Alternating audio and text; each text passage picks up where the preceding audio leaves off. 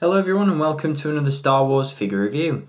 Today we're going to start to take a look at some of the Build-A-Weapon figures from Star Wars The Force Awakens, and in today's review we're going to take a look at none other than this guy, the Jakku junk trader himself, Unkar Plutt.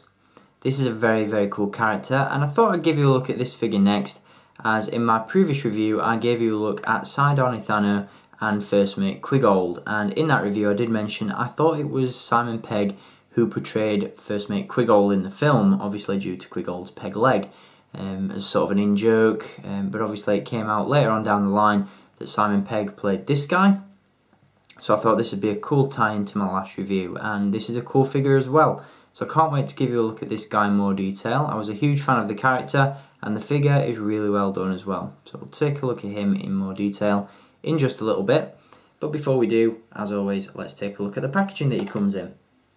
Once again, we get the standard Build-A-Weapon packaging design for this lineup. So we've got Kylo Ren featured prominently at the top of the card, with the Force Awakens logo just off to the side. Down below that we have some really cool artwork of Unkar himself. I've got to say, the outfit and the visual effects for Unkar's character in the film really reminded me of Frankenstein's monster as portrayed by Robert De Niro in the movie from, I believe it was the mid-90s that one came out. There was just something about the character design that reminded me of that character, and thought I'd just mention it in this review. On the front of the box there, you'll see also we have the rundown for the Build-A-Weapon piece. As you can see on the back of the box, we do get a rundown of the other figures available in this Build-A-Weapon series or wave. This is the Desert Mission series, as you can see there. So once you collect all the figures within this theme, you can collect those parts for the Build-A-Weapon to assemble that piece there. As you can see, other figures available in this theme include Finn or FN2187, Captain Rex from Star Wars Rebels, and of course Unkar Plutt himself. So there is the packaging for Unkar. Now let's take a look at the figure itself. We'll begin by taking a look at the armour up, or the Build-A-Weapon piece, my apologies. This is the piece that we get with Unkar. I've got to say, with some of these latest waves of Build-A-Weapon figures, these pieces do seem to be improving, both in terms of quality and in terms of practicality. Some of them are much more sensical in the sense that they provide a practical use for the figure rather than just being a piece of junk packing. Like many people, I would rather see the back of these, to be honest, in favour of maybe a price cut or super articulation return, but you know, beggars can't be choosers, and this is what we've gotten. With Unkar, as you can see, we do have this sort of claw mechanism, which is quite an odd piece, and I believe it does serve as a tripod for a blaster cannon as well, once you collect all the other parts available in the line.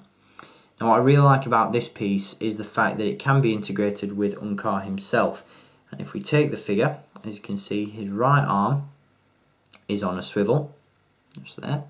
Added piece of articulation for you, and that arm just pops off like so and can be replaced with this Build-A-Weapon piece. Now I'm pretty sure that this never happens in the film, but I do have it from a few reliable sources that there was a deleted scene from The Force Awakens in which Unkar travels to Takodana in pursuit of Rey after she steals the Millennium Falcon, and upon meeting the gang, Unkar has his arms ripped off by Chewbacca. Obviously this didn't make it into the final film, and I don't know whether we'll see it on the Blu-ray or the DVD, but apparently that's why the figure has a removable arm. Obviously the figure was designed prior to that scene being deleted from the movie, and in its place we do have this Build-A-Weapon piece, which I've got to say creates a weird yet somehow appealing look for Unkar. Makes him look a little bit more menacing. You can imagine him, you know, trying to buy and sell junk, whoops, with a broken arm. As you can see, you know, with this huge piece in place, it's very cool indeed. And again, it just creates a weird yet somehow appealing look for the figure. So I think I'll be displaying Unkar like this, just for the sake of funky gimmicks. So enough about the Build-A-Weapon piece. Let's replace Unkar's arm and take a look at the figure in more detail. Now I've got to say, I'm really impressed with the sculpt on this guy. Very accurate to the, I want to say practical effects used to create the character in the movie, but I do have a feeling that part of his character was created using CGI. Some of those facial expressions didn't quite look like a puppet to me. I may be wrong, but I'm pretty sure there was some CGI thrown in there as well. As I said though, the sculpt is fantastic. I think Hasbro really captured the likeness really well. It does look like one of those blobfish things, but the less said about that the better. As you can see, the rest of the sculpt is really nice as well. You've got this armour over the chest, which is covered in dints and folds and all that sort of stuff. Looks really, really cool.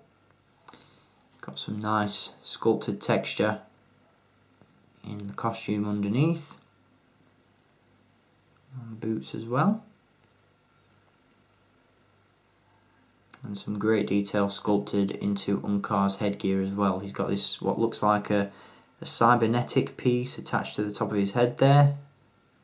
Very cool looking character indeed.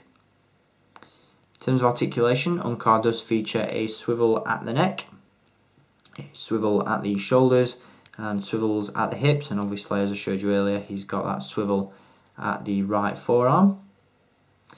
And in terms of accessories, with the exception of the build-a-weapon piece, Unkar does come with a blaster pistol, which is the same one featured in the Unkar's Thug multi-pack from the Force Awakens line. So all in all, a phenomenal figure.